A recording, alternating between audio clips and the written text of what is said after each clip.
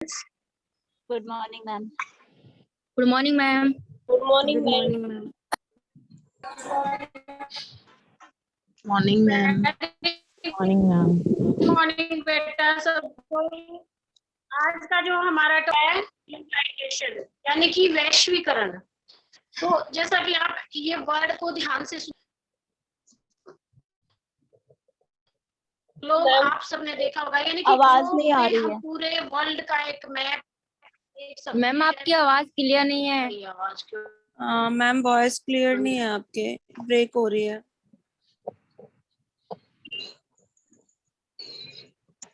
तो okay students, तो आज हमारा मतलब वैश्वीकरण क्या होता है. विश्व, क्योंकि वैश्व किससे बना बेटा. विश्व जो शब्द है, संस्कृत भाषा का जो शब्द है वैश्व, उससे हमारा विश्व यानी वर्ल्ड बना, हमारा संसार. और जो ग्लोब है, ग्लोब क्या होता है कि एक पूरे ग्लोब पे हम ऑल वर्ल्ड का मैप, सभी देशों के कहाँ पे कौन सा देश है, कौन सी नहर है, कौन सा सागर है, कौन सा महासागर है, क्या है, हम एक ग्लोब पे पूरा का पूरा अपने वर्ल्ड का मैप या मानचित्र या दिशाएं कुछ भी है हमें ग्लोब पे पता कर सकते हैं. तो इस एक छोटे से शब्द में इतना बड़ा ये शब्दकोश है कि इसके तहत हमें एक पूरे वर्ल्ड के विषय में जानकारी मिलती है. तो वैश्वीकरण है क्या. पहले टाइम क्या होता था, जब 1498 में हमारे देश की खोज की थी, किसने की थी. 1498 में वास्को डी गामा में. तो वास्को डी गामा कैसे आया था, वो हमारे यहाँ जो हमारा समुद्र का रास्ता था उससे आए थे, और उसको कितना सारा टाइम लगा था. तो इससे क्या था कि उस टाइम पे सभी देश एक दूसरे से दूर दूर थे, बहुत सारी दूरियां थी. लेकिन अब क्या है, आज के टाइम में हमारे पास ट्रांसपोर्ट का इतनी अच्छी फैसिलिटी है, इंटरनेट की फैसिलिटी है हमारे पास. तो हम क्या है कि सभी देश एक दूसरे के आसपास या नजदीक आ चुके हैं. नजदीक यानी कि अगर किसी भी वर्ल्ड के किसी भी कोने में कोई भी बात होती है, कोई भी समस्या होती है, कोई भी प्रॉब्लम है, तो तुरंत दूसरे देशों को भी पता चल जाता है. तो ये क्या है, ये इतनी सारी दूरियां कैसे घटी. इन दूरियों के घटने का कारण क्या है कि हमारा सबसे ज्यादा तो ट्रांसपोर्ट, यानी हमारे पास एयर ट्रांसपोर्ट की जो फैसिलिटी है, रोड ट्रांसपोर्ट की जो फैसिलिटी है, उससे हमारी यातायात के संसाधनों से हमारी जो वर्ल्ड की जो दूरियां हैं वो बहुत कम हुई हैं. दूसरा क्या है कि आज का जो टाइम है हमारा, वो है इंटरनेट का. तो इससे भी क्या है कि हमारी कोई भी न्यूज है, कोई भी खबर है, किसी भी प्रकार का कोई भी, अगर हम वर्ल्ड के किसी कोने में कोई बात पहुंचाना चाहते हैं, तो हम दूरदर्शन के माध्यम से, रेडियो के माध्यम से या फिर नेट के माध्यम से हम इंटरनेट से वो भेज सकते हैं. तो ये तो था कि ग्लोबलाइजेशन है क्या. अब बेटे इसका वैश्वीकरण का अर्थ क्या है, क्या मीनिंग है. इसका एक व्यापक अर्थ है, मैंने अभी बताया था. इसमें क्या होता है, जो व्यक्ति सोच और दृष्टिकोण को व्यापक बना देता है हमारे को, और हम प्रत्येक वस्तु को, किसी भी विषय को, किसी भी समस्या को केवल स्थानीय एवं राष्ट्रीय परिप्रेक्ष्य में न रखकर पूरे वर्ल्ड के पॉइंट ऑफ व्यू से हम देखते हैं, तो ये क्या कहलाता है, वैश्वीकरण या ग्लोबलाइजेशन. तो यानी कि हम ये नहीं कि आज के टाइम की, मान लो एक एजुकेशन की समस्या, तो वो मेरी अपनी समस्या है नहीं, या मेरे प्रांत की समस्या है, या मेरे देश की, बल्कि हम उस प्रॉब्लम को एक वर्ल्ड के पॉइंट ऑफ व्यू से देखते हैं. क्यों, क्योंकि पूरा वर्ल्ड एक दूसरे पे, सभी देश आत्मनिर्भर नहीं है, बल्कि एक दूसरे से वो इंटरकनेक्टेड है, एक दूसरे से वो अंतःक्रियात्मक रूप से जुड़े हुए हैं और एक दूसरे पे डिपेंड है. तो इसलिए हम जो भी आर्थिक रूप से, राजनीतिक रूप से या सामाजिक रूप से, मान लो जैसे अभी ये महामारी आई है, तो ये क्या था, ये तो चीन से स्टार्ट हुई है, लेकिन इसका पूरे वर्ल्ड पे हम इसका इफेक्ट देखते हैं. बहुत सारा हमारा आर्थिक रूप से जो नुकसान है, या फिर हमारा जो हमारी ह्यूमन पावर है वो भी समाप्त हुई है. तो इस तरह से यानी कि ये नहीं कि अगर चीन में ये बीमारी आई तो चीन में ही सब कुछ हुआ, ये इसका इफेक्ट सभी देशों पे पड़ा है.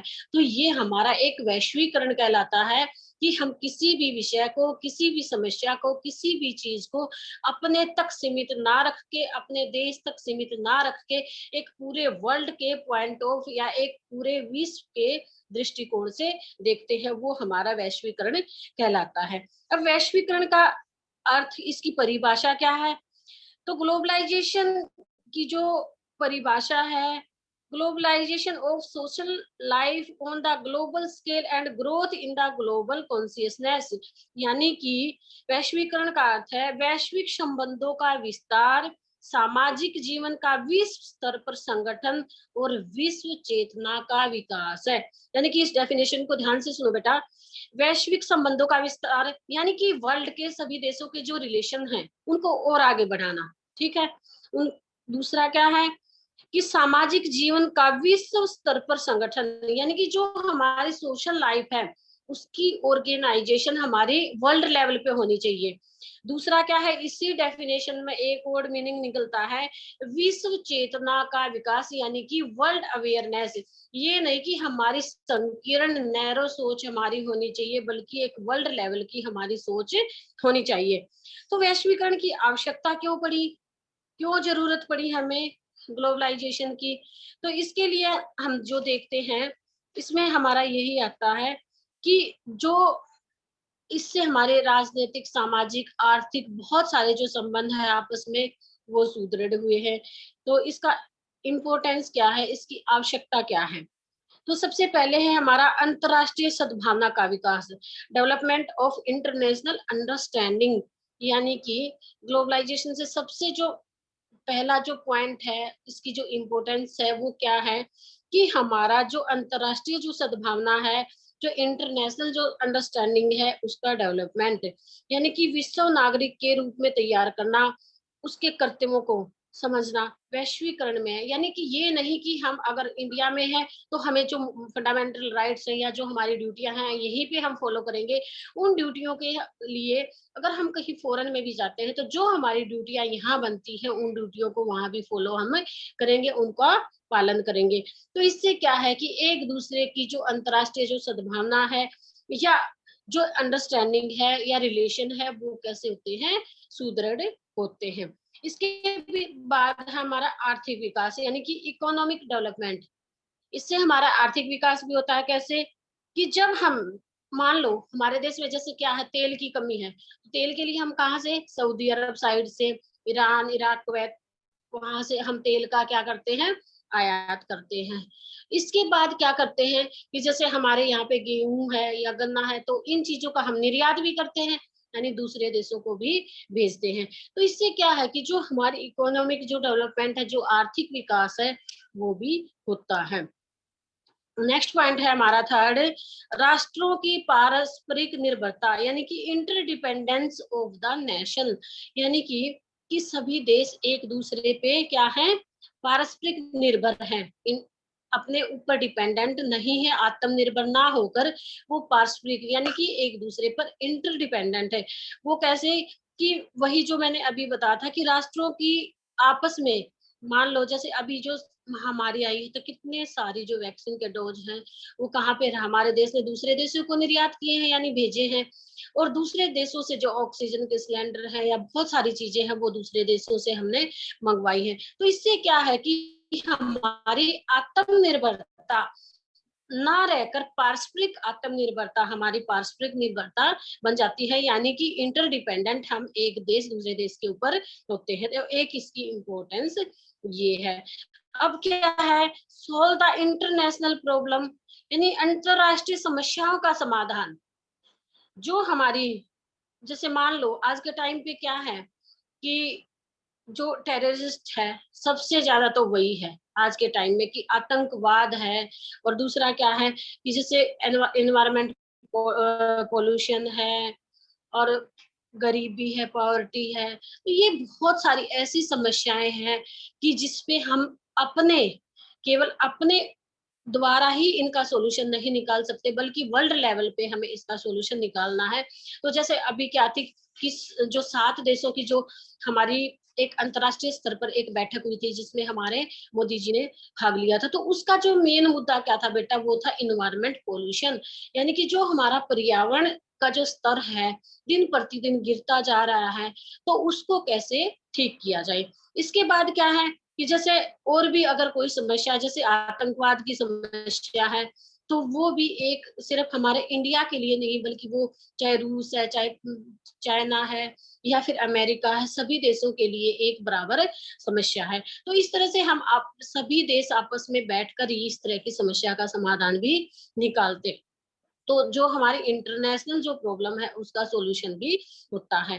अब नेक्स्ट जो इम्पोर्टेंस है वो है अंतरराष्ट्रीय व्यापार को बढ़ाना, to encourage the international trade. यानी कि जो हमारा ट्रेड है, जो हमारा व्यापार है, जैसे मैंने अभी बताया था कि हम एक दूसरे पे इंटरडिपेंडेंट है, यानी कि हम एक दूसरे पर पारस्परिक निर्भर हैं कि जो सामान हमारे यहाँ नहीं है हम दूसरे देश से मंगवाते हैं, और जो हमारा यहाँ पे उचित मात्रा में है, सफिशिएंट है, उसको दूसरे देशों में भी हम भेज सकते हैं।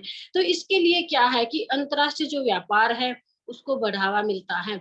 अब देखो जैसे हमारे यहाँ क्या है कि जो अपने यहाँ पे जो फरीदाबाद में ही सूरजकुंड का जो मेला लगता है, तो वहां पे हम देखते हैं कि ऑलमोस्ट सभी देशों की स्टॉल लगती है, चाहे वो तुर्की है, पाकिस्तान है या हमारा तिब्बत है, कहीं का भी देखो तो ऑलमोस्ट सभी देशों की वहां पे स्टॉल लगती है। तो ये क्या है, ये इंटरनेशनल ट्रेड का ही एक रूप है, यानी कि बहुत सारे देश मिलकर एक संगठन के रूप में अपने व्यापार को आगे बढ़ाते हैं। इसके बाद क्या है कि जो हमारा ग्लोबलाइजेशन है उसमें वैश्वीकरण में हमारी कौन कौन सी नीतियां हैं, यानी कौन कौन सी पॉलिसी है, कौन कौन सी स्ट्रेटेजीज है जो हमारे ग्लोबलाइजेशन को आगे बढ़ाती हैं, या कौन कौन सी इसकी रणनीतियां हैं। तो सबसे पहले क्या है, to increase the equity limit of the investment, यानी कि जो हमारी विदेशी निवेश की जो सीमा है उसको बढ़ाना। विदेशी निवेश क्या हुआ बेटा कि हम जो फॉरेन के लिए जो हम इन्वेस्टमेंट करते हैं उसकी लिमिट को बढ़ाना, या फिर जो फॉरेनर जो कंपनियां हैं वो हमारे यहाँ आके अपने अपने उद्योग स्थापित करती हैं तो उसकी लिमिट को बढ़ाना। पहले क्या था कि विदेशी पूंजी निवेश की जो सीमा थी वो सिर्फ 40% थी, उसको बढ़ाकर 51 से 100 तक किया गया, यानी कि एक लिमिट थी कि 40% ही आप हमारे यहाँ पे इन्वेस्ट कर सकते हो। लेकिन जैसे जैसे समय बढ़ता गया तो इसके आधार पर जो इन्वेस्टमेंट की जो लिमिट है वो 50 से 100, यानी कि आप 50 भी, 60 भी, 70 भी, 80% आप इन्वेस्ट हमारे यहाँ कर सकते हो। तो इस लिमिट को बढ़ाया गया जो फॉरेनर की थी, जो इन्वेस्टमेंट की थी। इसके बाद है सेकंड पॉइंट है आपका, ये स्ट्रेटेजीज है बेटा, कौन कौन सी स्ट्रेटेजीज है ग्लोबलाइजेशन की, या पॉलिसी ऑफ ग्लोबलाइजेशन या स्ट्रेटेजीज ऑफ ग्लोबलाइजेशन। तो सेकंड है हमारा लॉन्ग टर्म ट्रेड पॉलिसी, यानी कि दीर्घकालीन व्यापार नीति, दीर्घ यानी लॉन्ग टाइम के लिए ट्रेड जो पॉलिसी है वो बनाना। पहले क्या था कि व्यापार की जो एक टाइम था, एक लिमिट थी कि मान लो एक साल का एग्रीमेंट होता था, 2 साल का एग्रीमेंट होता था। अब क्या है कि इसको लॉन्ग टाइम के लिए किया गया, क्योंकि लॉन्ग टाइम में क्या है कि उसके बेनिफिट भी हमें ज्यादा मिलते हैं। तो इसमें नियंत्रण और प्रतिबंध बहुत सारे थे, बहुत सारे, जैसे हमारी कस्टम ड्यूटियां दी जाती थी, अगर जैसे बाहर से सामान आता था तो उस पर टैक्स वगैरह लगता था, कस्टम जो डिपार्टमेंट था वो ड्यूटियां उसके ऊपर लगा दी गई थी। तो उनको क्या किया कि बहुत सारी ड्यूटियों को कम किया गया, बहुत सारे टैक्सों को कम किया गया। तो इससे क्या है कि व्यापार जो है वो थोड़ा सा हमारा फ्लेक्सिबल हुआ, उदार हुआ और लॉन्ग टर्म के लिए वो स्थापित हुआ। अब इसके बाद क्या है कि आंशिक परिवर्तन, यानी कि जो थोड़े थोड़े जो चेंजेस हुए, यानी कि जो शॉर्ट टाइम चेंजेस किए गए, वो हमारे आंशिक परिवर्तन क्या थे कि जैसे विदेशी करेंसी को विदेशी सौदे के लिए बाजार कीमत पर खरीदना या बेचना। जैसे हमारे यहाँ क्या है, हमारा रुपया है, अमेरिका में क्या है, जैसे यूरो है या कहीं पे पौंड है, ये वहां की करेंसी होती है। तो अगर हम वहां जाते हैं तो अपनी जो मुद्रा है, यानी कि हमारा जो पैसा है, तो वहां पे जाके हम यूरो में ट्रांसलेट करवाएंगे या फिर डॉलर में ट्रांसलेट करवाएंगे। तो उसी प्रकार से अगर कोई फॉरेनर यहाँ पे आता है तो वहां से यहाँ भी उस पैसे को एक्सचेंज करने की सुविधा दी गई है। तो इस तरह से ये बहुत सारे, जैसे मान लो अगर हम जाएंगे तो वहां पे हमारा रुपया नहीं चलेगा, या फिर अगर कोई डॉलर यहाँ चलाएगा तो वो नहीं चलेगा। तो उस डॉलर को एक रुपए के कि 60 रुपए, 70 रुपए, 80 रुपए, जिस रूप में भी वो करेंसी चेंज होती है उसकी एक लिमिट रखी गई और उसको चेंज किया गया। तो ये पॉलिसी अपनाई। इससे क्या है बेटा कि यानी कि हम किसी भी देश में जाकर अपना व्यापार कर सकते हैं, क्योंकि जब हमारे पास अपने देश की करेंसी ही है तो हम दूसरे देश में उसको नहीं चला पाएंगे। लेकिन जब एक्सचेंज का हमें ऑफर आता है तो हम उसको, इसके बाद है वो है हमारे और कौन सी पॉलिसी हमारी अपनाई गई वैश्वीकरण के लिए कि सीमित जो विदेश पर जो ब्याज है या लाभांश है उसका भुगतान करना। हम देखते हैं जैसे अभी क्या है, नीरव मोदी है या फिर उससे पहले और जो सहारा एयरलाइंस वाले थे वो क्या थे, हमारे देश से सारी की सारा अपना बेच पूछ के या बहुत सारी अरबों की संपत्ति ले जाकर वो फॉरेन में चले जाते हैं। तो उसके लिए भी ये कानून बना गया कि वहां की गवर्नमेंट भी हमें इस तरह के जो जो व्यक्ति यहाँ से चले जाते हैं या जो भगोड़े टाइप के हैं तो वो क्या करेंगे, वहां जाकर उनके लिए भी ये पॉलिसी बनाई जाती है कि उनको उसी देश के पास भेजा जाए या उसकी देश की मदद की जाए ताकि वो व्यक्ति वहां पे भ्रष्टाचार वगैरह ना फैला सके। तो इस तरह से हमारे सामाजिक मूल्य हैं, हमारी शिक्षा है, हमारी अर्थव्यवस्था है, हमारी राजनीति है और हमारी टेक्नोलॉजी है, ये सारी बहुत सारी चीजें हैं जो हमारे ग्लोबलाइजेशन में आती हैं। अब इसके बाद क्या है कि इसकी एडवांटेज क्या है बेटा, इसके क्या लाभ हैं ग्लोबलाइजेशन के। सबसे पहले है development of feeling of world family, यानी कि वैश्वीकरण का जो मीनिंग है उसी से हमें पता चलता कि वर्ल्ड फैमिली यानी विश्व, पूरा वर्ल्ड हमारा ही है। तो इसमें एक जो हमारी फीलिंग है वो यही आती है, आज के टाइम में हम कहीं भी अपनी एजुकेशन ले सकते हैं। बहुत सारे बच्चे क्या करते हैं, एजुकेशन लोन लेते हैं या फिर किसी भी तरह की स्कॉलरशिप लेते हैं और विदेशों में जाते हैं।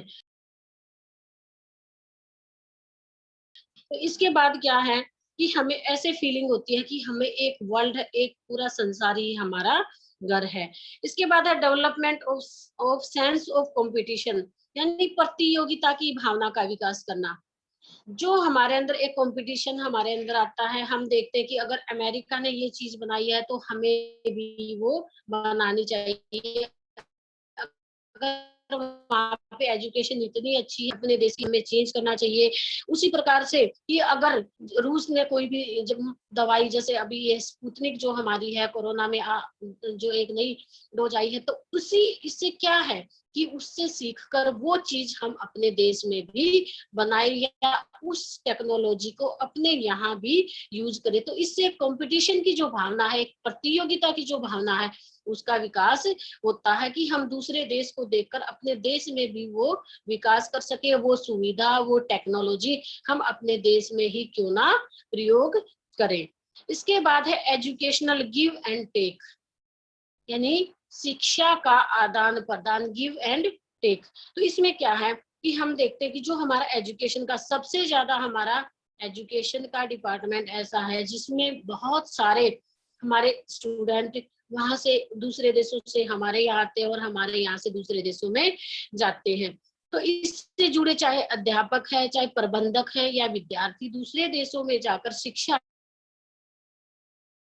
है। अब जो हमारी नई शिक्षा नीति आई है उसके तहत मैंने जैसे पहले भी बताया कि हमारे संविधान में बहुत सारी जो चीजें हैं हमने दूसरे देशों से ली है। तो इसी प्रकार से जो हमारा एजुकेशन जो सिस्टम है, हमारा शैक्षिक जो क्षेत्र है, इसमें भी हम देखते हैं कि दूसरे देशों में जो हमारे प्रोफेसर बैठे हैं वहां जाके हम शिक्षा प्राप्त करते हैं, उनसे हम ज्ञान लेते हैं और अपने देश में वो चीज अप्लाई करते हैं या उसी तरह का सिस्टम स्थापित करते हैं। और उसी प्रकार से जो विदेशी छात्र हैं वो यहाँ पर एजुकेशन लेते हैं, यहाँ के सिस्टम को समझते हैं और अपनी जो उनको अच्छाइयाँ, जो अच्छी चीजें उनको लगती हैं वो वहां जाके उसका प्रयोग करते हैं। तो इस तरह से हमारा गिव एंड टेक का जो ऑप्शन है वो हमारे सामने आता है, यानी शैक्षिक जो आदान प्रदान है वो हमारा उसका विकास होता है।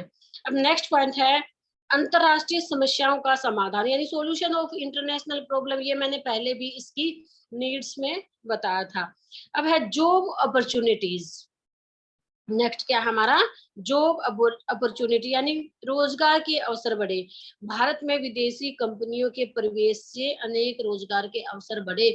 आप देखो कि बेटे जब हम सबसे पहले जब हमारे देश की खोज वास्को डी गामा ने की तो उसने किसके लिए की थी? उसने भी एक अपने व्यापार को बढ़ाने के लिए की थी। अब धीरे धीरे क्या हुआ कि सब उसके बाद जब हमारा देश अंग्रेजों का गुलाम हुआ तो सबसे पहली जो हमारी हुगली नदी के किनारे पर जो पहली फैक्ट्री लगी थी हमारी 1600 ईस्वी में, हमारी पहली जो हुगली नदी के किनारे पे कपड़े की फैक्ट्री अंग्रेजों ने लगाई थी। इसके बाद क्या हुआ, उन्होंने हमारे बंगाल में नील का व्यापार स्टार्ट कर दिया। हमारे यहाँ से कच्चा माल ले जाते गए और वहीं से एक फ्रेश माल तैयार करके हमारे यहाँ पे दुगने दाम पर वो बेचने लगे। तो इससे क्या हुआ, इससे जो व्यापार बढ़ा उससे रोजगार के अवसर तो बढ़े, लेकिन हमारे देश के व्यक्तियों को वो सिर्फ गुलाम बनाकर रखते थे। और उससे क्या हुआ कि हमारा कोई इकोनॉमिक डेवलपमेंट नहीं हुआ, बल्कि हमारा और ज्यादा शोषण हुआ।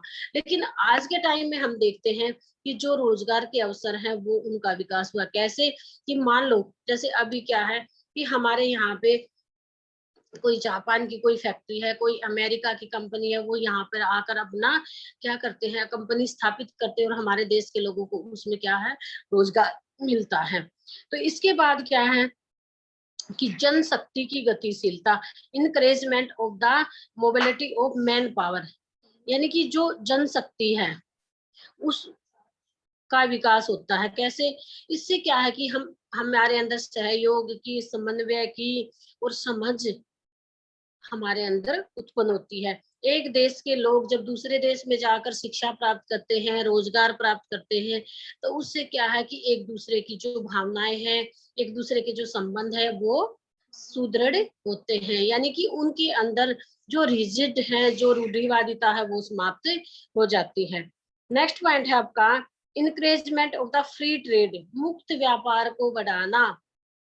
डेवलपमेंट ऑफ फ्री ट्रेड, यानी कि मुक्त व्यापार क्या होता है कि मुक्त व्यापार में हम जीवन स्तर को सुधारने में भी, वर्ल्ड के बहुत सारे देश ऐसे हैं जो एक दूसरे के साथ हमारा मुफ्त व्यापार यानी किसी भी प्रकार का टैक्स नहीं लगाते। मान लो हमारे देश में अगर कोई चीज आती है तो वहां पे टैक्स की जो ड्यूटियां हैं वो कम कर दी जाती है, टैक्स रेट कम कर दिए जाते हैं, और हमारा सामान अगर वहां जाता है तो वहां पर भी आपसी अंडरस्टैंडिंग के तहत हमारे बहुत सारे करों को माफ कर दिया जाता है। तो इससे क्या है कि मुफ्त जो व्यापार है उसकी भावना या उसका विकास होता है। अब है आर्थिक विकास में सहायक, जब हम एक दूसरे के साथ व्यापार करते हैं, हमारे संबंध उनके साथ अच्छे होते हैं, तो आर्थिक विकास अपने आप ही होगा। जब हमारे छात्र यहाँ से जाकर वहां पे शिक्षा प्राप्त करते हैं, रोजगार होते हैं, एक देश दूसरे देश में जाकर अपनी कंपनी स्थापित करता है, वहां पे रोजगार के अवसर उत्पन्न होते हैं, तो बेटा जो हमारा इकोनॉमिक जो डेवलपमेंट है वो तो होगा ही। दूसरा क्या कि विदेशी मुद्रा कोष भी बढ़ जाता है, यानी कि विदेशी मुद्रा की, विदेश की जो मुद्रा है, वहां की जो करेंसी है, हमारे यहाँ पर उसको एक्सचेंज करवाते हैं, तो उससे क्या है कि जो विदेशी मुद्रा कोष है वो भी बहुत बड़ी हमारे लिए एक अच्छी अचीवमेंट होती है, क्योंकि जब बाहर की करेंसी हमारे यहाँ पे ज्यादा हो तो इससे हमारा जो इकोनॉमी का जो डेवलपमेंट है वो अधिक होगा। इसके बाद आपका टेक्निकल डेवलपमेंट।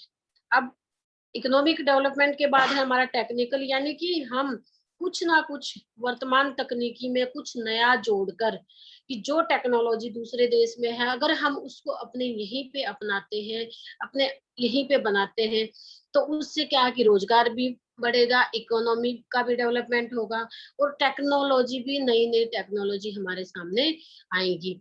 इसके बाद है डेवलपमेंट ऑफ डेमोक्रेटिक वैल्यूज, यानी कि प्रजातांत्रिक मूल्यों का विकास।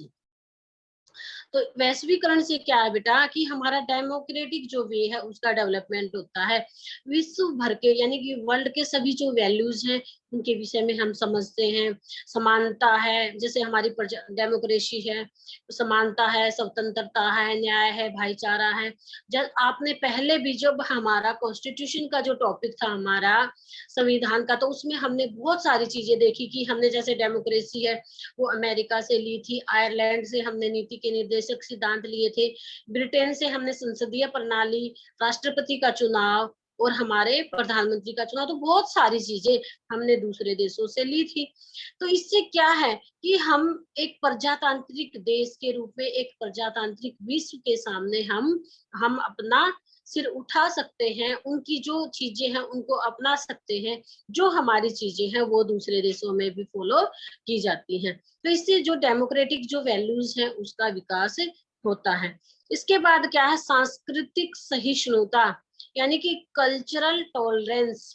कल्चरल टॉलरेंस क्या होता है बेटा, कि जो सांस्कृतिक, जो हमारे वर्ल्ड में विश्व संस्कृति है वो दूसरी संस्कृतियों का आदर करती है, तो उससे उन्हें जो अच्छा लगता है उन्हें वो ग्रहण भी करती है।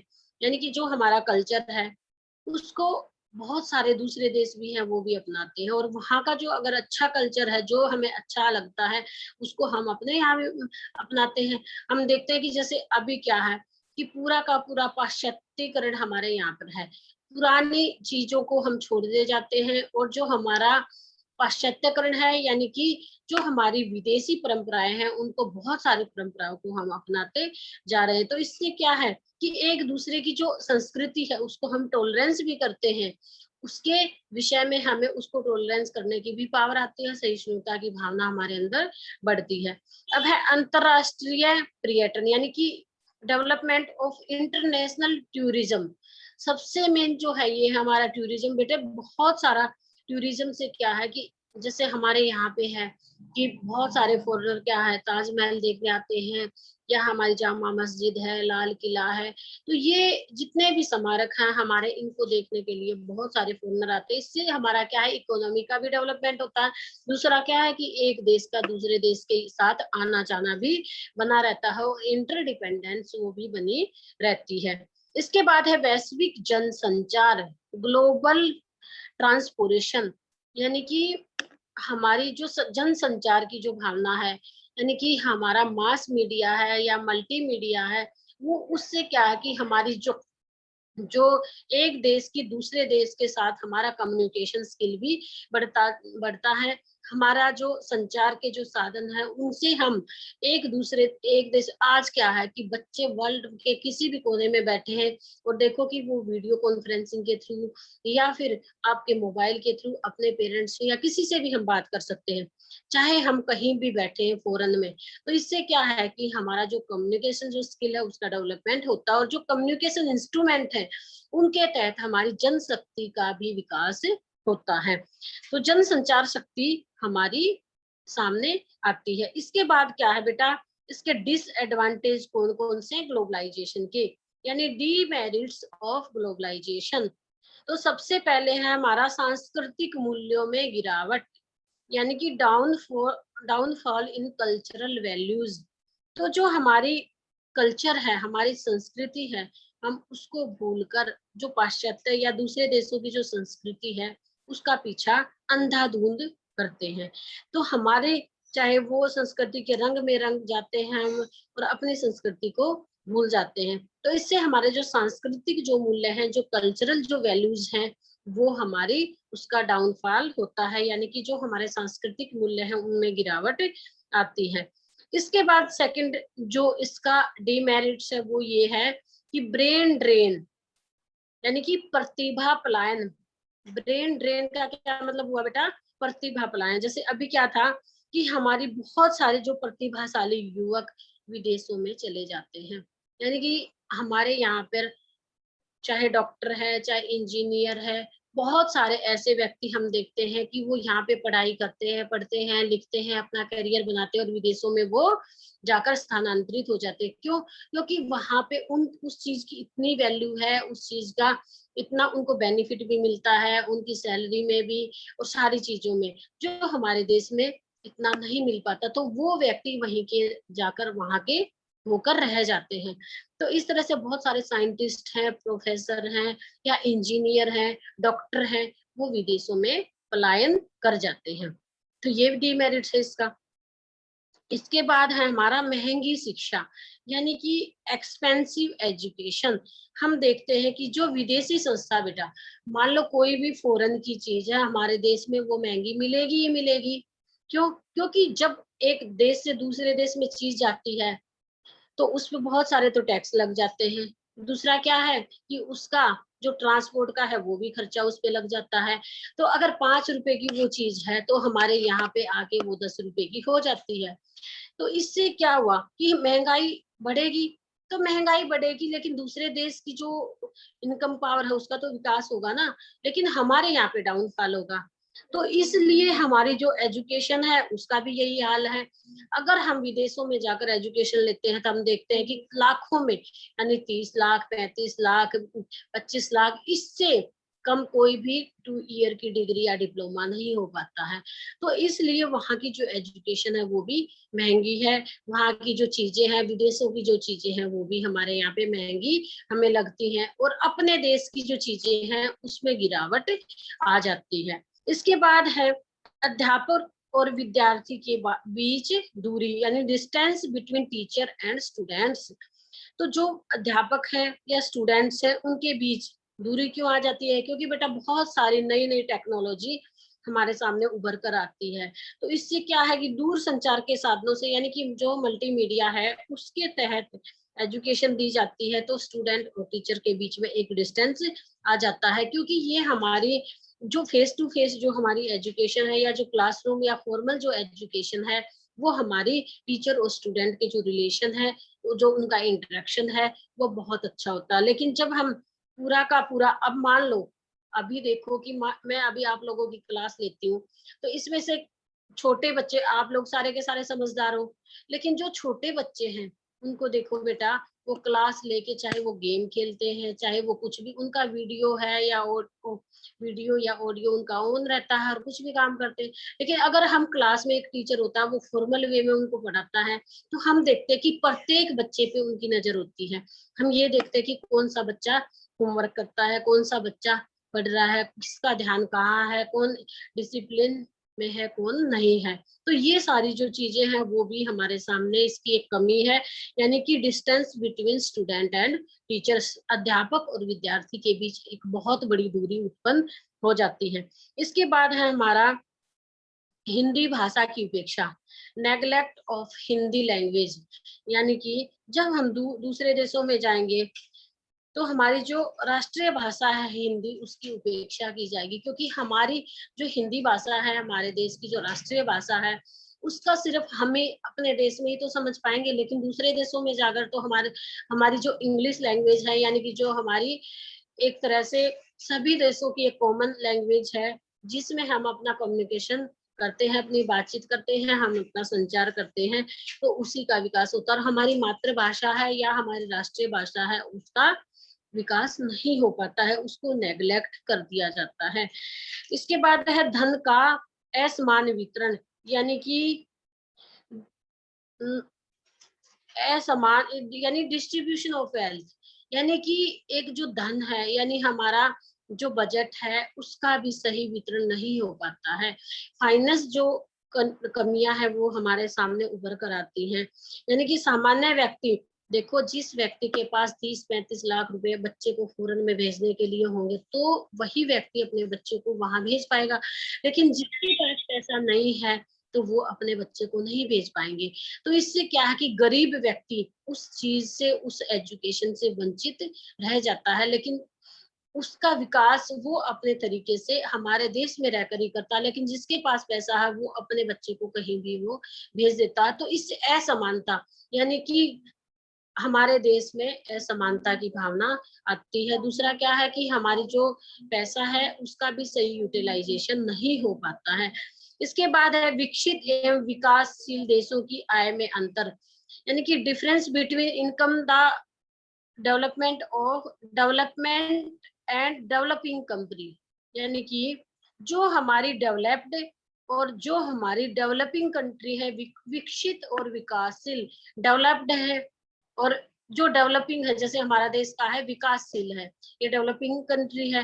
और जैसे अमेरिका जैसे क्या है, ये विकसित है, डेवलप्ड है, पहले से ये यहाँ पे विकास हो चुका है। तो इन देशों की आय के बीच भी दूरी बन जाती है, यानी कि इनका पर्याप्त इन्हें लाभ नहीं मिलता। जो डेवलप्ड कंट्री है उनको पूरा का पूरा बेनिफिट मिलता है, जो डेवलपिंग है यानी विकासशील है, अभी रफ्तार पकड़ रही है, उनको उसका बेनिफिट नहीं मिलता है। अब सबसे लास्ट पॉइंट है हमारा डाउनफॉल ऑफ वैल्यूज, यानी कि हमारी जो मूल्य है उनमें बहुत गिरावट आ जाती है, चाहे हमारे वो सोशल वैल्यूज है या हमारी कल्चरल है या मोरल वैल्यूज है, तो उनमें भी गिरावट आ जाती है। क्योंकि जब बच्चा, हम आमतौर पर देखते हैं कि अगर बच्चा फॉरेन में जाता है तो वहां पे 2-4 साल रह के वो वहीं का होके रह जाता है और अपने जो कल्चर है उसको वहां पे यहाँ पे अच्छा नहीं लगता। तो इस तरह से जो ग्लोबलाइजेशन की जो टेक्निक है या जो भाषा है उसके आधार पर हमारे वैश्वीकरण से हमारी बहुत सारी हानियां भी हैं। तो ये था आज का हमारा टॉपिक ग्लोबलाइजेशन। इस पे हमने इसके बेनिफिट्स भी देखे और इसके डीमेरिट्स भी, यानी इसके सकारात्मक और नकारात्मक दोनों पहलुओं पे डिस्कशन करते हुए इसकी नीड्स क्या है, इसका मीनिंग क्या है, इसकी डेफिनेशन क्या है और इसका हमें क्यों जरूरत पड़ी, क्या लाभ है क्या हानियां हैं। तो ये आपका बहुत इंपॉर्टेंट टॉपिक था बेटा, और ये भी हर बार रिपीट होता है